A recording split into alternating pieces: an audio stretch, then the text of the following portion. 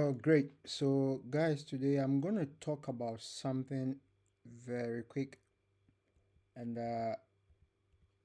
this is a scholarship that I discovered,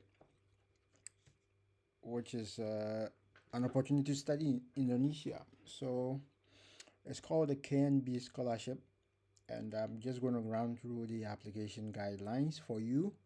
If you're interested, then you can go ahead and apply. They have some kind of a rigorous application process, so you need to be very careful. You really need to be very careful if you really want to apply for this scholarship. Now, it's KNB Scholarship. It's under the Directorate General of Higher Education of the Ministry of Education, Science and Technology, Republic of Indonesia. So this is a 2025 application guideline. I mean, these are the table of content, but let's keep it and go to the most important part. This welcome message. I'm gonna share this so you'll be able to read it, and then if you want more details you can read it. But let's go to the scholarship.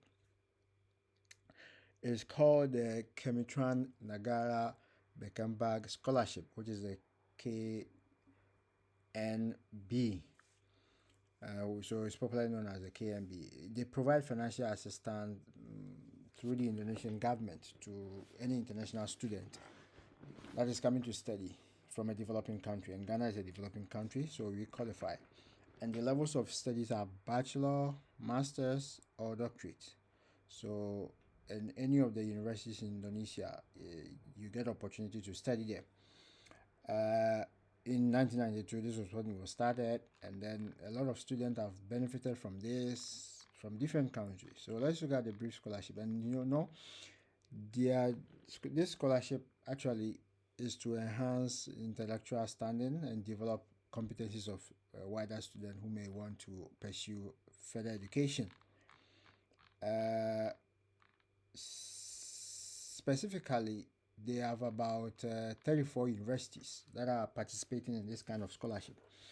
So if you check, they have Institute, Petania, Bogor, a lot of universities. So you just have to take your time, read through all the 34 universities and the programs they do. They have about 998 study programs. You just go through, look at the studies they offer, and see which one falls into your area. Then you can apply. Now, the most important aspect is that they have structured programs that you can look at. Either you want to study Indonesian language, you may have some programs to pursue before, then you can move to your main course that you choose. Now let's look at every scholarship. The most important thing is, what does it cover? What does the scholarship cover? And that is very important. You have to look at what the scholarship cover. So a settlement allowance will be given to new students upon their arrival in Indonesia, and also the tuition fee in the BIPA program and academic programs, as long as duration of scholarship. So as long as you study, your tuition fee is going to be catered for. And also, students will receive living allowance monthly upon their arrival in Indonesia, as long as KBN students living in Indonesia during their study. So as far as you live in Indonesia, stipend will be paid. Similarly, just like that of China. If you move away, they tend to cut it off anyway. So they're also going to provide some academic programs. You receive some research and book allowance monthly upon your arrival. Also, health insurance is going to be paid, and funding for publishing scientific articles. I think this is very good because, I mean, I would say that in China you need to actually fund your publications yourself. But obviously, if you have a supervisor who has connections, you don't have to pay. But this one, they will give you funding to pay for that, and they also provide economic class air ticket for your arrival from your international airport of your country. So you are Kotoka, you provide your ticket, and they provide a first class economic class air ticket for a returning student if you finish school. Yeah, and it is mandatory that you have to return home no later than 60 days after your program ends. So it's important. What you mean running for baby? You have to do anyway. So they are saying that Indonesian language course program, which is a preparatory with maximum of 12 months, then doctorate programs will have maximum of 48 months, masters 24 months, and a bachelor 48 months. So they are saying that you have to be advised that this scholarship is calculated to support the student cost only. So in case you want to bring your family, there's no provision for dependent or family. So KNB students are advised not to bring dependent or family to Indonesia. I mean, it just is quite clear. The KNB scholarship provides no financial or pastoral support for dependent or family and will not endorse the visa application of nor provide travel for dependent. So any other expenses you bear it yourself. Now this is the requirement, very critical. Requirement number 1 for bachelor degree scholarship. The maximum age to apply for the scholarship is 21 years old. So if you're going to be more than 21 years, by the end of this year, you don't qualify. And you should have a high school degree. You must also have English proficiency, and mostly Ghana we are exempted, so you don't have to worry about it. Then you have to provide the recommendation letter to apply for the KNB scholarship from the Indonesian embassy. So the most important thing is that when you gather all this your document, I'll get to that part, but point D, it cuts across all the categories, so you have to pay very attention to this one. When you finish gathering all your documents, you need to go to the Indonesian embassy. There's an Indonesian embassy in Ghana. So you just need to go there and you indicate to them you're applying for the KNB scholarship, and they will write a letter for you.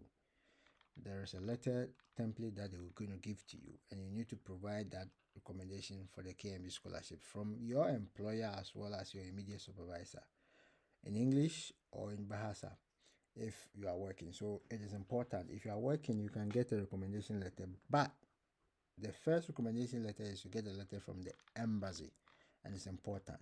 Then your transcript, then your certificate, as well as it has to be legalized. So you have to go to the Foreign Affairs Ministry for it to be legalized for you. Then your proof of citizenship. So your Ghana card is very important, or your official passport as well. Then you complete the online application form on this portal. So this is the portal that you have to complete the online application. It's very important. You can note it down, but I'm gonna put it down. I'm gonna share this file so you get access to it.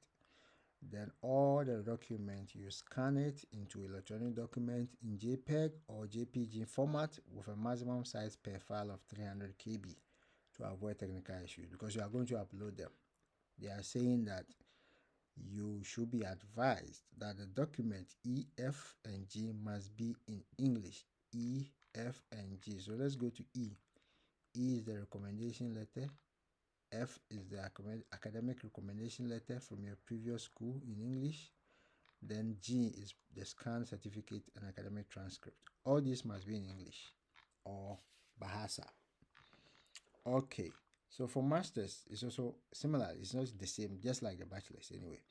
So just that you're going to use your bachelor's degree, but you have to note the age restriction, 35. You should not be more than 35 years for the masters as well. Then also same procedure as a bachelor. Then PhD, you should not be more than 40. So if you are more than 40 like me, you don't qualify. So it's important that you note. Same procedure, you go through, then you do. Then how to apply, like I said earlier, you go to this portal, all your documentations, you scan them nicely, you download the scholarship offering letter from KNB here. Then applicants must contact the Indonesian representative in your home country. So in Ghana, you have to go there and you submit all your administrative and academic documents required, such as your CV, your scanned valid passport, your blah blah blah, all these things to them. Now the most important thing is that when you go there, they will write a recommendation letter for you, and you need to attach that recommendation letter to your applications. Representative of the Republic of Indonesia Embassy or Consulate collect the data, review all documents required for recommendation letters from the applicant, especially regarding the applicant's educational background. So they will check everything before they will go ahead and give you the recommendation letter. So after obtaining a recommendation letter from the Indonesian embassy, then you go to this portal and register, and then you upload everything there so that you'll be able to apply for this scholarship. Registration will start from 3rd March and it will close on 21st March. So it's already started. So you just have to be quick and then apply. All right. So that's about it. I think the rest is just the schedule, the period, the selection, everything, the interview, those things. I'm going to share this file as well, so you have access to it. They give an email address here. If you don't understand it, you can just contact them and they will just give you. So that's about it. I'm going to share this and then you do. If you have any question, you can also ask me and I'll respond. All right. See you next time and good luck.